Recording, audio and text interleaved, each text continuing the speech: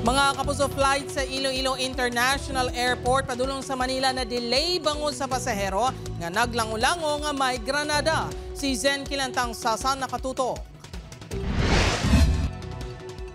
Ginpapanaog ang 176 ka mga pasahero sa eroplano nga ini nga may biyahe Iloilo-Manila kagabi bangod sang bomb joke. Resulta na atrasar ang biyahe sa mga pasahero bangod nagpatigayon ng kapulisan sang standard operating procedure.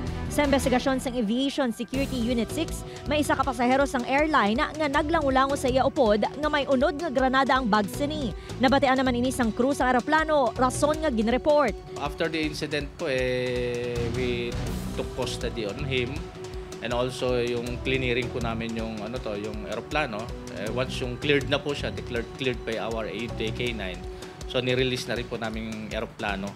Ginapaandaman naman ang mga biyahero nga likawan ang paglangulango angot sa mga eksplosibo. Sinisigurado po namin yung security ng lahat ng eroplano at yung mga flight crews na wala pong mangyari po sa kanya.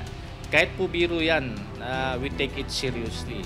Yara sa karon sa custody sang Aviation Security Unit 6 ang amo nga pasahero. Kag natalana naman nga pasakaan sang reklamo nga paglapas sa Presidential Decree No. 1727 ukon anti-bomb joke law. Sa idalom sang layi, sara nga mapreso sang hindi maglapaw sa 5 ka tuig kag multa nga 40,000 pesos ang mapamatud-an nga naglapas sa sini nga layi.